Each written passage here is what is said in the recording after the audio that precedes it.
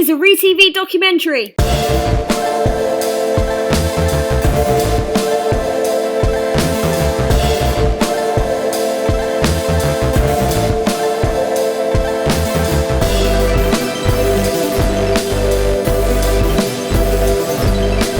If you are new to this channel and you have some free time, check out some of my playlists. I've created a series on the JonBenet Ramsey case with 7 episodes so far. And then there is this series, Crocodile Tears. This is episode 5, so if you haven't seen any of the first 4 episodes, there's a link to the playlist in the description and comments below.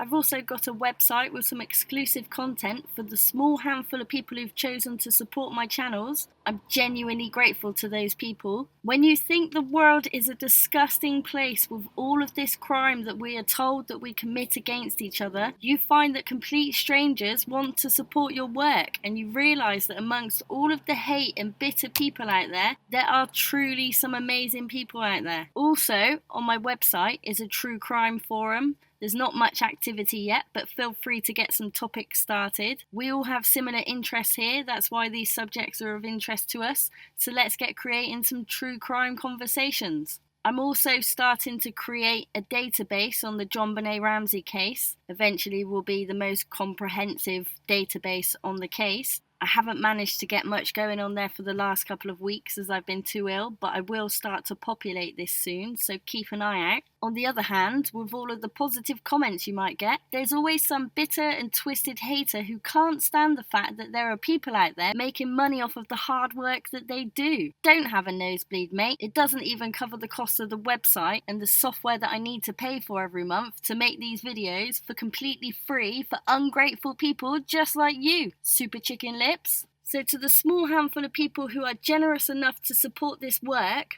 I am eternally grateful for your kindness. And to thank you, I've created some exclusive content just for you. And to the 1 or 2 bitter trolls who think that your nasty comments hurt the people that you've never met but troll online, but you're wrong. All you are doing is highlighting to anyone reading your poison that you are in fact a bitter little person who wants to make everyone around you as miserable as you are. This is my channel. I'll say what I want. I'll post what I want. And if you don't like it, hit the back button and get on with your miserable little life. If you put half as much effort into achieving something for yourself as you do into making everyone around you miserable, then you might actually achieve some goals of your own and not be such a bitter, miserable person trying to make everyone around you miserable. Yes, I'm talking to you, Super Chicken Lips. Episode 5 of the ReTV documentary series, Crocodile Tears. If you haven't seen the first 4 episodes yet, there's a link in the description and the comments to the playlist for this series. As I've said before, what I am reporting on here are the official stories. So I've used Wikipedia or Murderpedia for the purpose of this video. These are just very quick overviews of each case. And in each of these cases, I would eventually like to cover them in much more detail and to report on more than just the official story. Be sure to subscribe if you want to be notified when those episodes are uploaded. And when they are, the links will be in the description of this video. Stephen Port, the grinder killer, London, England. Police have described him as one of the most dangerous individuals they've dealt with. The East London serial killer Stephen Port is facing life in prison after being found guilty of the murder of 4 young men. Luke Garrett has been following the trial for London Live and is over at the Old Bailey. Luke. Thank you, Anthony. Well, it's been a long and complicated trial that comes after a very intense investigation by police into a man that they described as one of the most dangerous criminals they've ever encountered. 41-year-old chef Stephen Port from Barking has been found guilty of murdering 4 men. Anthony Walgate, Gabriel Cavari, Daniel Whitworth and Jack Taylor, all found around 500 metres from his front door, all of whom he met on dating sites or hookup apps, all of which were killed by a lethal dose of the party drug GHB. Well, as I say, it's been a very complex investigation by police, one of the most complex they've had in their history. That's the line they told me. I've been taking a look at how the investigation unfolded. In this quiet suburb of Barking, the crimes of a serial killer unfolded. None of them any further than 400 metres from his front door. The first body was found here, on Cook Street, outside Stephen Port's flat on the 19th of June 2014. 23-year-old art student Anthony Walgate from Barnet died from an overdose of the party drug GHB. At the time, Port claimed he had found Walgate's body outside his flat. Later, he admitted to having spent time with him in his flat, a crime that he spent 3 months in prison for after he was found guilty of perverting the course of justice. The second body was discovered just over a month later, here in the graveyard of St Margaret's Church. 22-year-old Slovakian-born artist Gabriel Kovari from Lewisham was found by a dog walker. As another month passed, the same dog walker found the third body, again near the graveyard. 21-year-old trainee chef Daniel Whitworth from Gravesend in Kent. Both men killed from an overdose of the same drug. A fourth body was found just under a year later, 25-year-old Jack Taylor from Dagenham. The Met, who had originally been investigating the death separately, launched a major investigation shortly after the discovery of the fourth body. Murder detectives arrested Stephen Port on the 15th of October. Soon after the arrest, more details started to emerge, and Stephen Port was charged with several other crimes. 10 accounts of administering a poison, 4 accounts of sexual assault, and 7 accounts of rape. As the investigation triggered a wave of people coming forward to reveal abuse. He was accused of taking men back to his flat after meeting them on dating sites and hookup apps, before drugging them so that he could abuse them. During the trial, the jury heard how Port had planted a fake suicide note on the third victim, Daniel Whitworth, attempting to frame him for the death of the second, Gabriel Kovari. The Met have said Port was one of the most dangerous criminals they had ever investigated, a self-obsessed man who never showed a shred of remorse for the victims or their families. They also said with 2,000 exhibits of evidence, including 10 million pieces of data and thousands of man-hours, the investigation was one of the most complicated in modern history. Well, the family of some of Stephen Port's victims say they are pleased by the verdict, some saying it has brought justice to their murdered loved ones and that it was the end of a very long battle. Earlier on, we heard outside the court from the family of Jack Taylor, the fourth victim of Stephen Port. We have just come out of court and finally we have got justice for our Jack, and now we can let our Jack rest in peace. Jack was a loving son, a brother, uncle and grandson, and brother-in-law and nephew, and a true inspiration to everyone that knew him. He was the life and soul of our family. Our lives will never be the same, and we'd like to thank you all for showing an interest in our Jack, because he meant the world to us. Thank you. Thank you. Well, there were 29 charges in all of which were denied by Stephen Port. In total, the jury has convicted Port of 22 offences against 11 men. 4 counts of murder, 4 counts of rape, 10 counts of administering a substance and 4 counts of sexual assault. We have been told that he has been cleared of 3 counts of rape. Now he is facing life in prison, as he is expected to be sentenced soon as one of the worst serial killers in a decade. Stephen Port is a convicted rapist and serial killer reportedly responsible for murdering at least 4 men and for committing multiple rapes. Port received a life sentence and a whole life order on the 25th of November 2016, meaning he is unlikely to be released from prison. Police announced that they are now investigating at least 58 deaths connected to the use of the date rape drug, GHB, in response to the Port case. Port was born in Southend-on-Sea. When he was a year old, he moved to Dagenham, where he grew up and where his parents still live. He came out as gay in the mid-2000s. He lived alone in a flat in Barking, London, and worked as a chef at a bus depot. Port met his victims via online gay social networks, such as Grindr. He used GHB, a date rape drug, adding it to drinks to give to his victim, raped them, and murdered 4 of them in his flat in Barking. The prosecution said post-mortem examinations of the 4 young men who died revealed that each had died from a drug overdose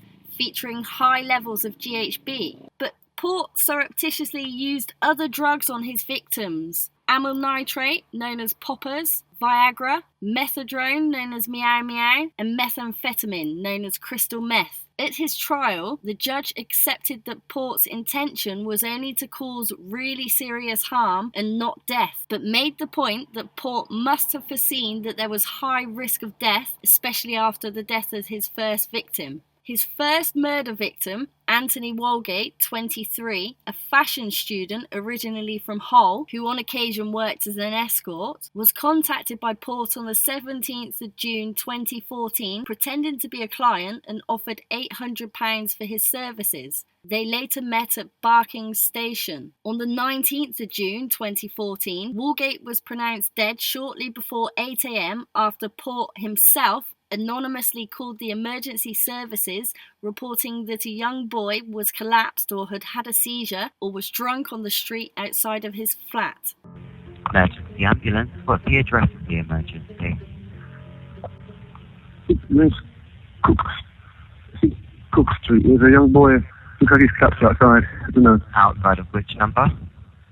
4758. Sorry? 4758, I think. 47 Cook Street. Yeah. What area? Barking. It looks like he's collapsed or had a seizure or something. He's just always just drunk. But, yeah. Okay. What's the telephone number you're calling from? I'm just pulled up in the car. I've got to get my card on the parking.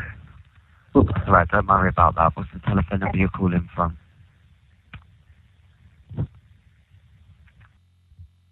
Hello? Hello? Hello? Hello, the ambulance service. We'll recover there. Just confirm the location. Oh, I've just driven away now. Where was it that they were outside of? Cook Street. What door number? I don't know, I didn't look. You said 47 before. Yeah, so that's yeah, what's for some? Yeah. So, Do you think that they had a seizure, is that correct? It's lying on the floor. Yeah. Yeah. So were you passing by in your car? Yes. Okay, and you've drove past now, you're no longer there. That's right. How old did he look roughly, sir? 20. 20. Do you know if he was awake? No. Do you know if he was breathing? No, I don't know. Did you see anything happen at all? No. No. You just think that he possibly had a seizure, he was lying there on the floor? Yes. Thanks for letting us know. We'll get someone there as soon as we can. Okay. Okay. Thank you. Oh. Hello, sir. It's the ambulance service. Sorry to bother you again. It was definitely Cook Street that the patient was on. Yes, definitely. Yes, Yeah. I passed in hands. It was Cook Street. Okay, and were you just kind of driving past and you just kind of saw the patient lying there? I was just driving at my car park. Oh, into your car park there? So, the 994. I Okay. got out, and I look at him, Yeah. called you, but got back in the car. Alright, no worries. Just wanted to be sure. We've got someone there anyway. Thank you for your help, sir. Sorry to bother you again. Okay, no worries. Right, Sure. yeah. Bye-bye.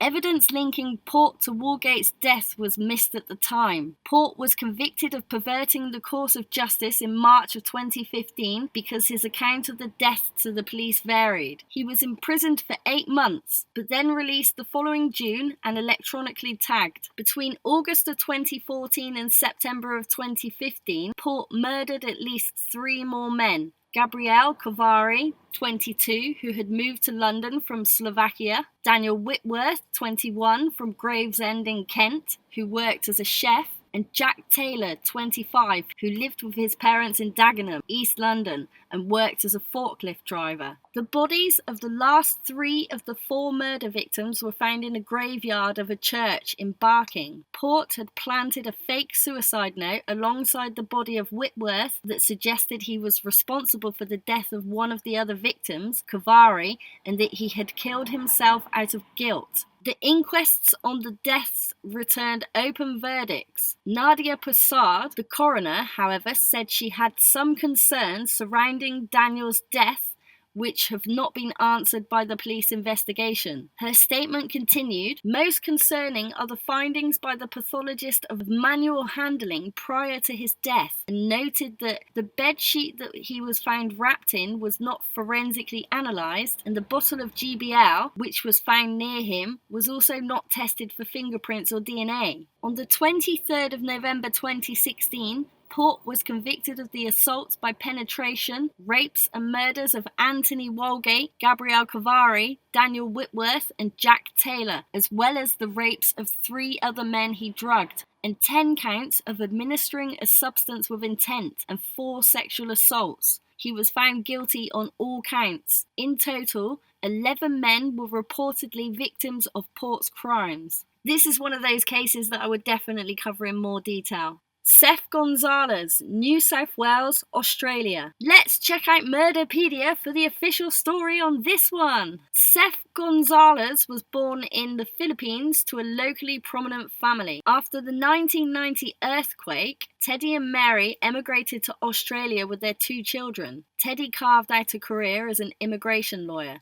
The Gonzales family appeared to be a close-knit family, the parents being strict and devout and having high hopes for their children. Later, court evidence suggested that the Gonzaleses were a controlling family who would enforce harsh discipline on their children had they not met their parents' high expectations. In particular, Teddy and Mary had hoped that Seth would perform well academically, but he did not fare well in his exams and he performed poorly in his university courses. His sister had been sent to Melbourne to complete high school after her mother disapproved of her boyfriend. Some observed that Seth had a penchant for stretching the truth and outright lying to impress people, with Walter Mitty-like fantasies in which he imagined himself to be a successful businessman, model and singer.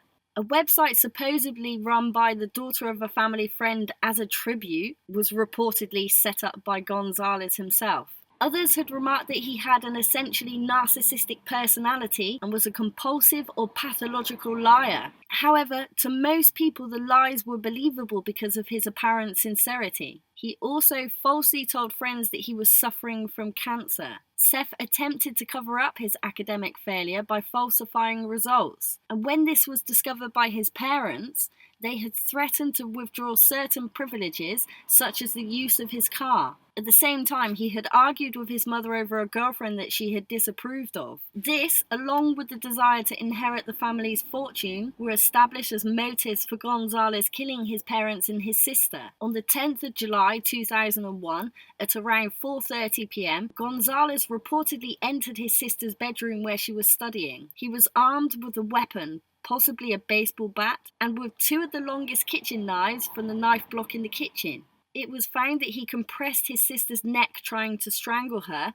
struck her at least 6 separate times with blows to the head with the bat, and repeatedly stabbed her. He reportedly inflicted 5 major stab wounds to her neck and 2 major stab wounds to her chest or abdomen. The cause of his sister Claudine's death was the combined effect of the compression of her neck, the blunt force head injuries, and the abdominal stab wounds. Mary arrived home at around 5:30 p.m, and immediately upon entering the house, Seth reportedly attacked her with one of the kitchen knives in the living room. Gonzales reportedly inflicted multiple stab wounds and cuts to her face, neck, chest and abdomen. His father Teddy arrived at about 6:50 p.m. Very shortly after he entered the house, Seth attacked him with one of the kitchen knives and again inflicted multiple stab wounds to his neck, chest, back and abdomen. One of the stab wounds apparently penetrated his right lung, another penetrated his heart, and another partially severed his spinal cord.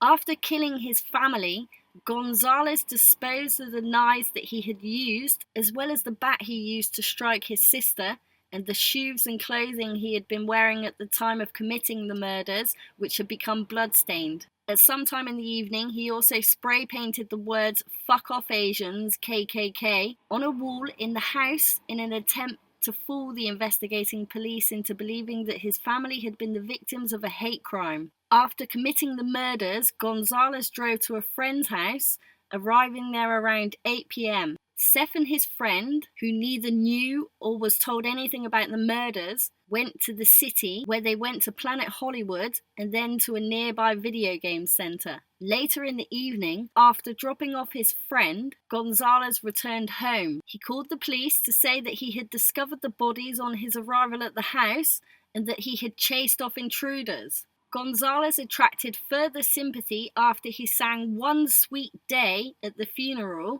Sorry, I never told you all I wanted to say. And appeared on television asking for the killers to come forward, saying he wanted justice and offering a reward of $100,000 for information. I'd like to ask anyone out there to please help us. On the 20th of May 2004, the jury found Gonzales guilty on the 3 counts of murder.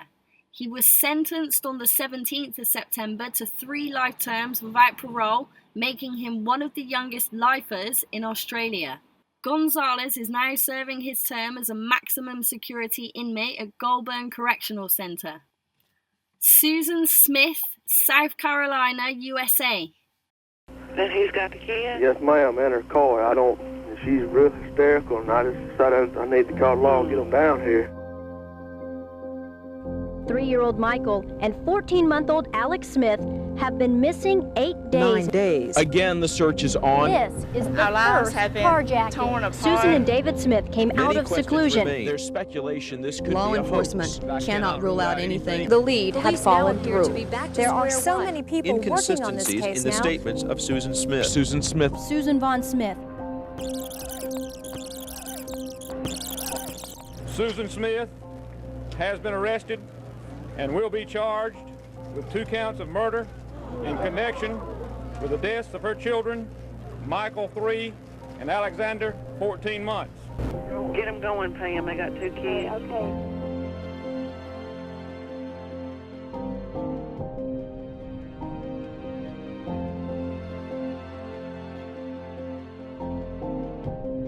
Susan Smith was sentenced to life in prison for murdering her children. Born in Union, South Carolina, and a former student of the University of South Carolina Union, she was convicted on the 22nd of July, 1995, for murdering her 2 sons, 3-year-old Michael Daniel Smith, born the 10th of October 1991, and 14-month-old Alexander Tyler Smith, born the 5th of August 1993.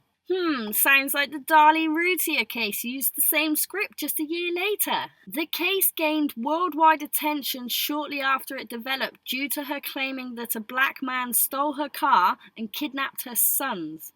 She later claimed that she suffered from mental health issues that impaired her judgment. According to the South Carolina Department of Corrections, Smith will be eligible for parole on the 4th of November 2024 after serving a minimum of 30 years.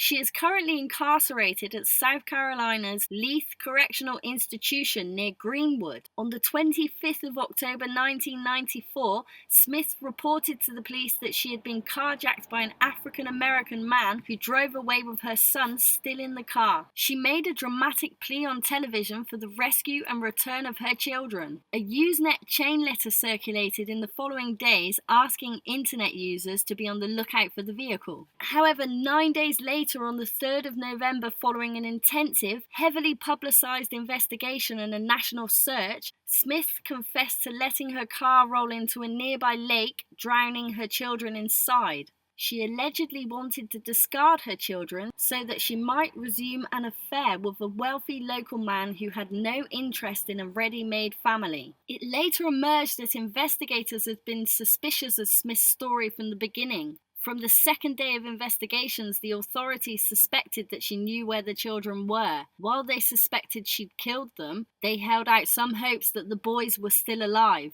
Lakes and ponds were searched, including the lake in which they were eventually found. She had taken a polygraph along with her husband David 2 days after the boys disappeared. The results were inconclusive, but investigators felt that it indicated that she was lying when she said she did not know where they were.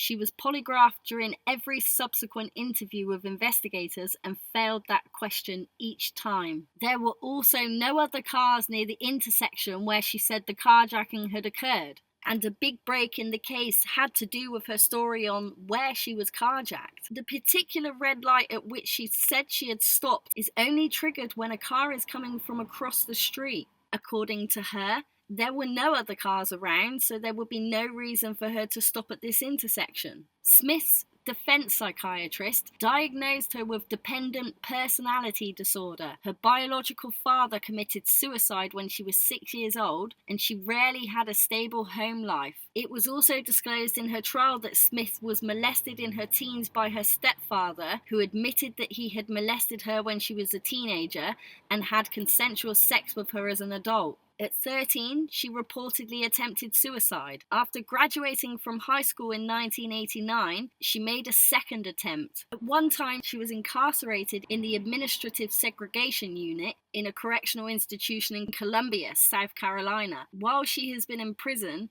2 guards have been punished for having sex with her, and consequently, she was moved to a prison in Greenwood, where she is currently held. Counts of murder. Police say Smith admitted killing her sons, 3-year-old Michael and Alexander, who was just over a year old.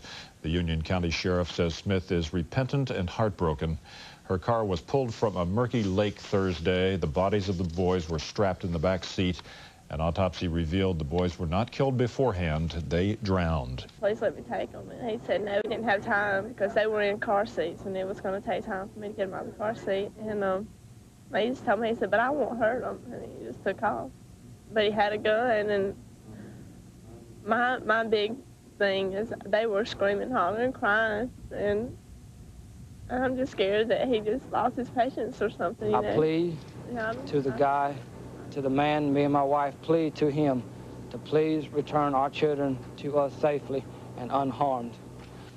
We love our children very much, and we want them returned to us safe and sound. Most of all for them, and that they are being taken care of, and that they are safe, and that they will return home safely. I want to say to my baby that your mama loves you so much, and your daddy, these whole families love you so much. And you guys have got to be strong, because you are, I just know, I just feel in my heart that you're okay, but you got to take care of each other. Susan, yesterday I know authorities searched your house inside, outside, underneath. Were you there at the time, and do you know what they were looking for? No, ma'am, I was not there, and I do not know. I did agree, sign a form for them to do that. I was aware they were going to do that, and I understand that's just one of the normalities they have to do in any investigation.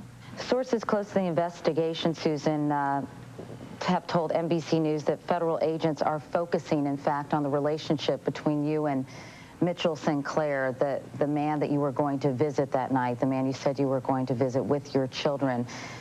They've told NBC that there were inconsistencies in your stories. Do you know what inconsistencies they were referring to?